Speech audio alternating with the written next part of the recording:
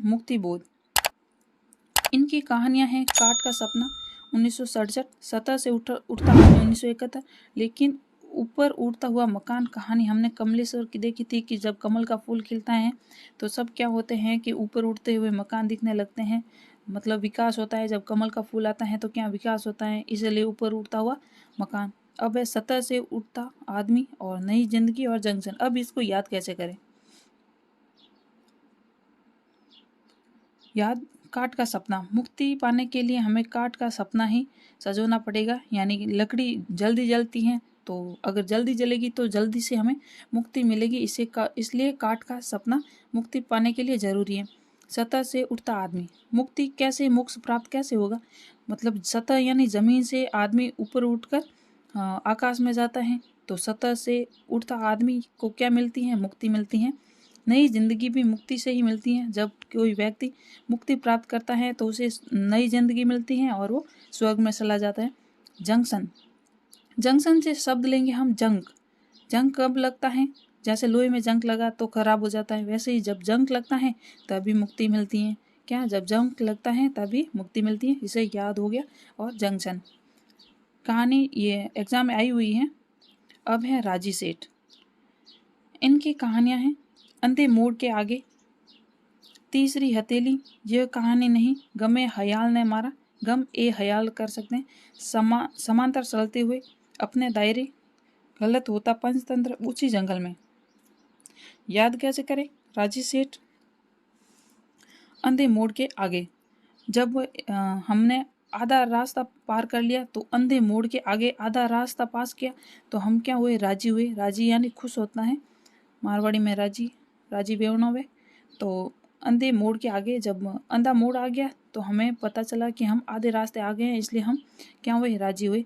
तीसरी हथेली, हमारे पास तो दो हाथ हैं, हमने किसी के सामने के हाथ फैलाया, हाथ नहीं फैलाए, या फिर पैसे मांगे तो, या पिताजी से पैसे मांगे तो उन्होंने दोनों हाथ पर पैसे दे दिए, लेकिन हमने दोनों हाथ के पैसे एक में डालकर तीसरी हथेली भी उनके सामने कर दी कि अब और पैसे दीजिए।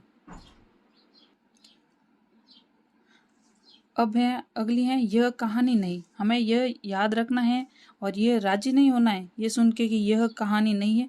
ये सुन के हमें राजी नहीं होना है, खुश नहीं होना है। यह कहानी नहीं, यकीन की है, राजी की कहानी है, लेकिन यह कहानी नहीं, ऐसे याद रखना है। यानी यह कहानी नहीं है, किसी की जीवन यात्रा है, इसलिए उसको सुनकर हमें खुश नहीं होना है।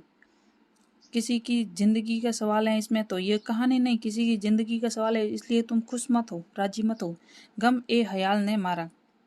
हमें तो गम ए हयाल, किसने? हमें तो गम ए हयाल ने, हमें किसने मारा है? तो हमें गम ए हयाल, मतलब गम ने मारा है, इसलिए हमें राजी नहीं होना है, क्योंकि हमें तो गम ने मार डाला, तो हम राजी कैसे हो सकते हैं? आगे हैं समांतर चलते हुए। अगर पत्नी और पति समांतर चलते हैं, आज के युग में पति और पत्नी दोनों कंधा से कंधा मिलाकर चलते हैं, तो वो क्या होती है? पत्नी खुश होती हैं, राजी होती हैं। कौन समांतर चलते हुए राजी होती है? पत्नी। अपने अपने दायरे, जैसे स्त्री और पुरुष है, पति या पत्नी है, तो उनके क्या है? अपने अपने दायरे फिक्स हैं, तो क्या होती हैं? पत्नियां राजी होती हैं। गलत होता पंचतंत्र। जब गलत होता पंचतंत्र मिले तो हम राजी नहीं होते, मतलब हमारा जो पंचतंत्र है अगर वो गलत है तो हम खुश नहीं होते हैं। अगला है उसी जंगल में। उसी जंगल में कैसे याद रखें? कि जब हम किसी जंगल में फंस जाए और घूम फिर कर वापस उसी जंगल में आ जाए तो हम राजी नहीं होते। एक तो हम जंगल में फंसे हैं और हमने, ये जंगल है, हम जंगल में फंसे, हम घूम फिर के आए कि एन वक्त और वापस उसी जंगल में आ गए, तो हम राजी नहीं होते, खुश नहीं होते, क्योंकि हम इतनी देर से चले हैं, एनर्जी वेस्ट की है, तो हम राजी नहीं होते या खुश नहीं होते हैं। आगे है मैत्री पुष्पा। इनकी कहानियां हैं चिन्हार और ललमनिया और गोमा हंसती हैं।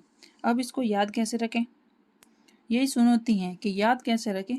करवाते तो यूट्यूबर सब हैं, लेकिन याद कौन करवाए, ये बड़ी प्रॉब्लम है। मैंने भी यूट्यूब पर बहुत सारे वीडियो देखे हैं, लेकिन याद कोई नहीं करवाता है। बस सीधे बता देते हैं कि मैत्री पुष्पा की कहानियाँ कौन कौन सी हैं, कि चिन्हार है, ललमनिया है, गोमा हंसती है। याद कोई नहीं करवाता, इसलिए यहाँ हाथों हाथ याद करवाती हूँ। मैत्री पुष्पा, इनकी एक कहानी है सिनहार। पुष्पा से लेते हैं, हमने कभी तो किसी ने पुष्पा इम्पॉसिबल देखा ही होगा। तो पुष्पा क्या है, उसका क्या है, सिन गया है हार। पुष्पा का सिन गया है हार, किसने लिया, मित्र ने। इसलिए पुष्पा का सिन गया है हार और उसके मित्र ने लिया। किसका, पुष्पा का सिन गया है हार और मित्र ने लिया है। लन मनिया, इससे याद करते हैं लाल मणिया किसके पास है, पुष्पा के पास है। लाल मणिया किसके पास है, पुष्पा के पास है। गोमा हस्ती है, इसको याद कैसे रखे, तो पुष्पा, सभी ने पुष्पाराज मूवी देखी होगी, तो उसमें पुष्पाराज हैं तो वो जैसे चलता है उसको देखकर एक बार तो हंसी आती है, उसी प्रकार से जैसे ही पुष्पाराज को देखा तो गोमा हंसती है, एक बार वो हंसी।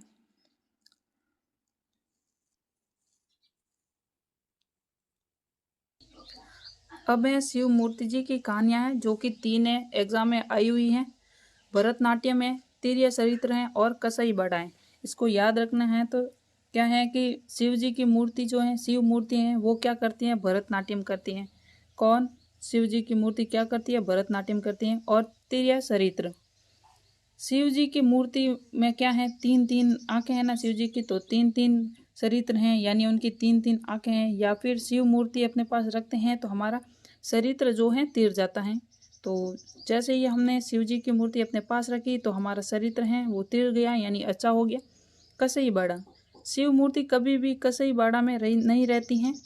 क्या नहीं रहती हैं, शिव मूर्ति कभी भी कसई बाड़ा में नहीं रहती हैं। अभी हैं सेवाराम यात्री, इनकी है अकर्मक क्रिया। अगर हम सेवा करें या फिर यात्रा करें तो क्या होती है, वो तो सकर्मक क्रिया होती हैं, लेकिन इनकी है अकर्मक क्रिया, यानी सेवाराम की अकर्मक क्रिया। राजकमल चौधरी की है मछली मरी हुई, और जो दर्द की मछली कहानी है वो है ओम गोस्वामी जी की, जो याद की थी कि ओम कहता है स्वामी जी मछली अब तो सिर्फ दर्द की मछली बची है, रेत की मछली तो कांता ले गई। याद किया था हमने कि रेत की मछली तो कांता ले गई, अभी तो सिर्फ दर्द की मछली बची है।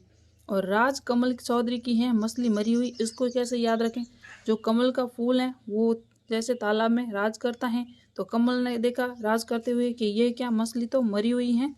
किसने देखा, राजकमल चौधरी ने देखा कि मछली तो मरी हुई है।